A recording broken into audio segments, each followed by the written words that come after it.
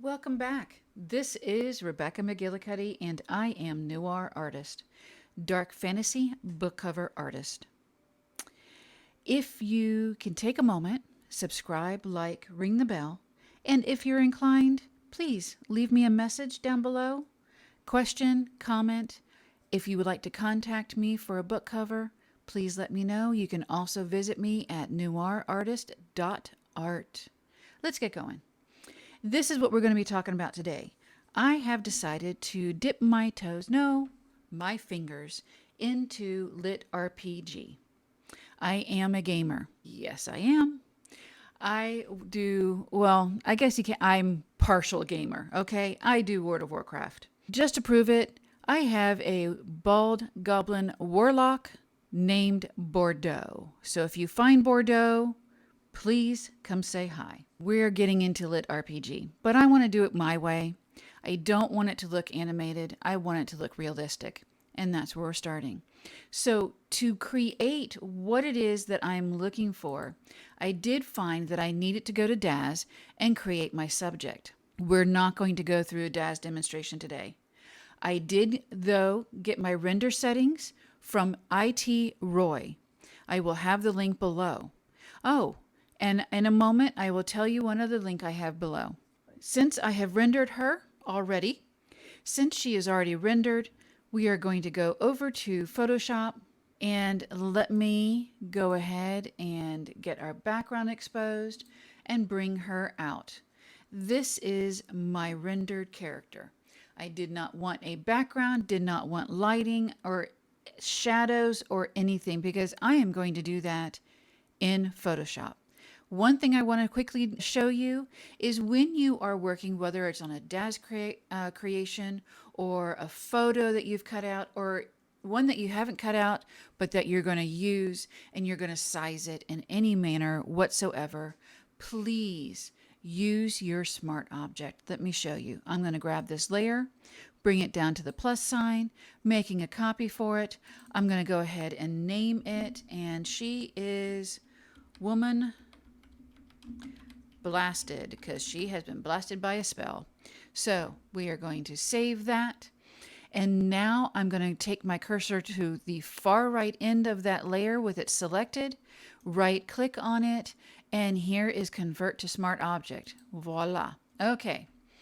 Since she has been converted, what I'll do next is grab hold of her, take her over to the tab, bring her back in. You can still see she is loaded onto my cursor and release. And now she is able to be sized, but I'm going to go ahead and get rid of her because she's already in this layer. Yes, I'm deleting this layer. So this is the other link I will have down below. I use Depositphoto. There are plenty platforms out there, but I have chosen Depositphoto and I have a monthly subscription with them. Below, I'll have my affiliate link so that you can take a look at their subscriptions or their one-time bundles. So I have chosen this image. Why? Because of the color story that's in it. I want this to be a witch combat. Everybody's just fighting each other. But to be able to make it lit RPG, I want to do something that I haven't seen on a cover yet. I've been looking, I just haven't seen it. When you're playing in a game, you're going to see spells, you're going to see the numbers, you're going to see your talents, you're going to see everything that's attributed to your character and the characters that you're fighting. This is what I'm going to put in here. Let's bring the witch in. There she is. I'm going to break her down for you. So let's go into the smart object. Here you'll see in the thumbnail of the witch that her actual image was green. Let me turn this off and see if we can get that. There she is. Nice and green. But that does not work in my background image. So I want to stay within my genre and within that color story. So let's get that curves back on there. I did go ahead and put a mask on so I can cut her out because I didn't need the rest of the image. Now, when you use a smart object and you go into the smart object and do any adjustments, you need to save before you close it.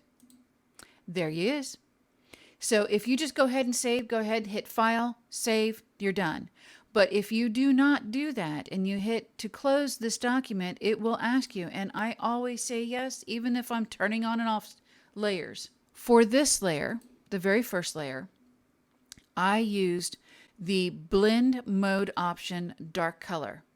And that gave me this wonderful depth that I have on this layer right now.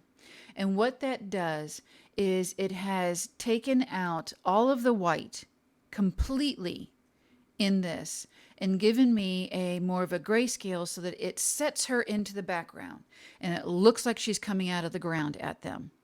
And then the next layer, I bring her in. It's the same smart object, but this time I'm using hard light. Let's get into the spell cast. I'm going to go ahead and click off everything except for this large spell. Here's where I was talking about earlier about all of those numbers and everything coming through. This is a magic cloud, which I have also done a curves too. Let me show you. Here we go. This did come through as green, but if I click off the curves, you'll notice it is more black and yellow and white. The reason, well, a little bit of magenta, but the reason why is I curved this, combined the curve, and then when I went into it as a smart object, just before I did, I added more curves because I needed more of the white to come through. So what I did with the curves is I dropped down the yellow, I brought up the black, it brought in more of my purple, which works with the background, and it turned all of the yellow into a reddish purple, which is perfect. And then I closed it. So this is going to have me save as well because I turned the curves layer on and off. And here it is. You can see how all of everything that was red is kind of reddish pink right now. But all of the numbers can be seen very, very clearly, especially the larger ones. Small ones are here, but hey, you shouldn't have to see everything. It is casting and dissipating just like magic does. Where I have placed this works with the smoke effect that I created with the witch. Aha, I was thinking that one through. This is large enough because of my Daz character. I didn't want to make it too small because then my Daz character would be small. And when you're looking at this at a thumbnail, which you can see almost a thumbnail here, if I did it any smaller, you wouldn't see the witch, you wouldn't understand that it might be a person, and you definitely wouldn't have seen my blasted woman. What I have done here is I have gone in and made copies of this specific layer to create the others.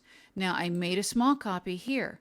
This one helps with putting that spell, a little extension of the spell, behind my female's head. Now let me bring in the smart object of my female from Daz. There she is. She looks perfect within this. The cloud is coming from behind her as if it has hit her, which is exactly what I was wanting. But there's no dimension. It looks kind of weird because it looks like she's kind of floating in front of it. It doesn't look right. It doesn't look realistic. So what I've done is I've taken another one.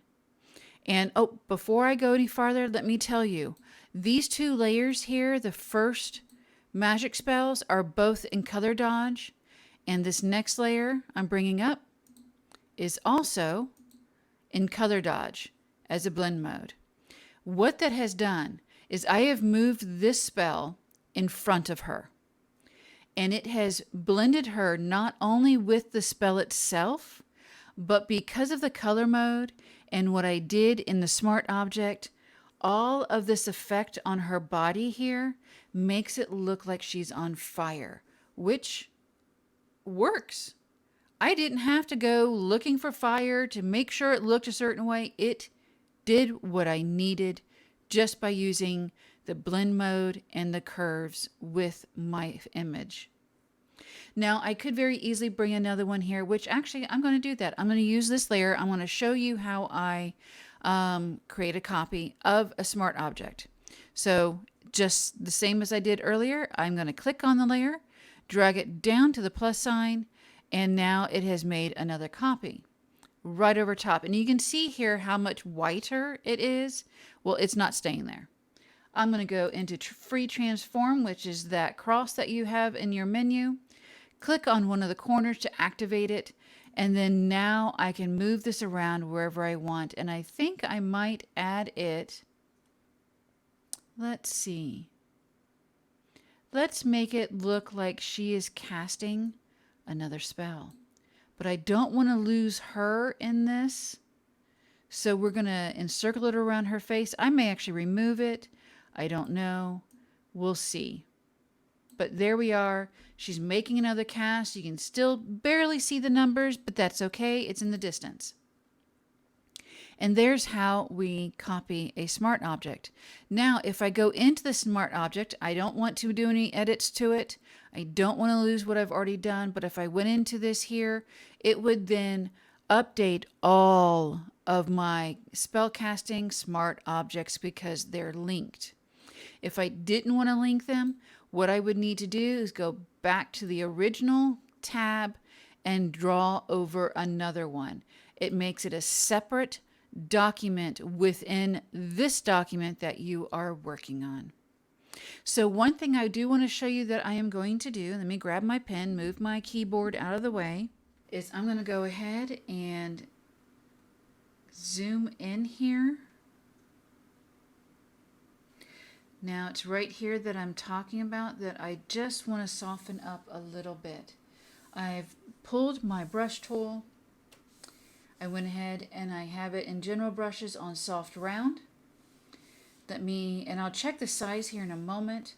I have my opacity set to 40, my flow set to 80. And now what I'm going to do is I'm going to hit mask for on this layer and making sure that the mask itself is highlighted. I am then going to go over and you can see my cursor is way too big. So I'm going to reduce my cursor. I can either hit the in or out bracket, but I will show you here.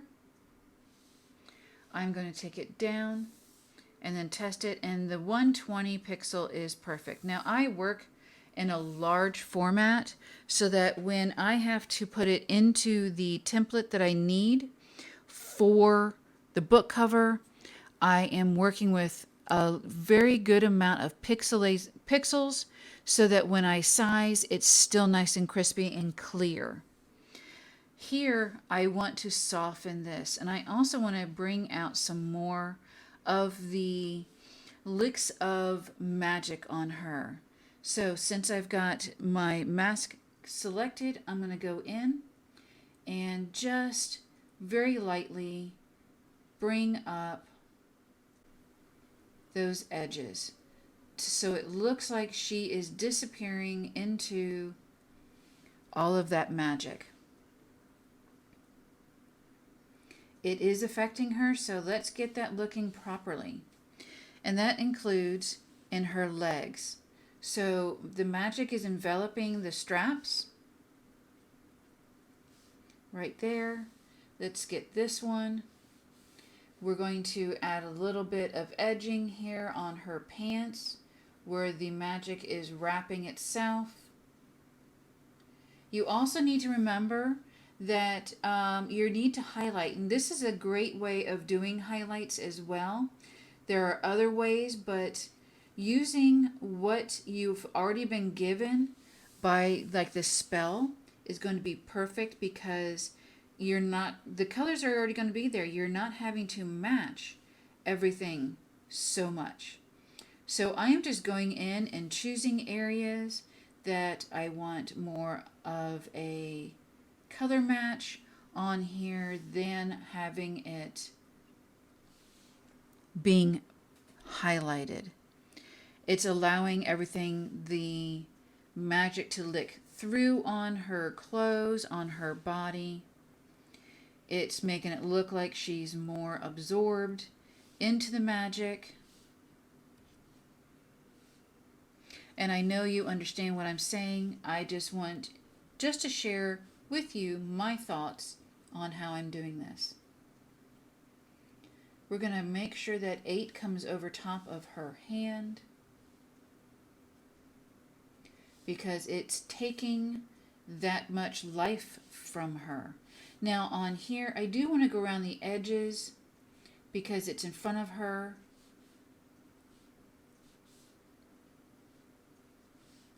I want that glow to come through, and again, the best way to do that is to use its own coloring filter that's already there on the effect. All right, I think I'm almost happy with this. Now I do want to have a few up here in the hat and her hair, or not her hair, her hood is what I'm trying to say. There we go. And maybe just do a light over her body. Nope, that's too much. So we're going to Control Z to get rid of that. And what I'm going to do is take and bring the opacity down to 12. That way it'll remove some, just not all, and not overdo it. And there that is. I'm very happy. Let's back this up.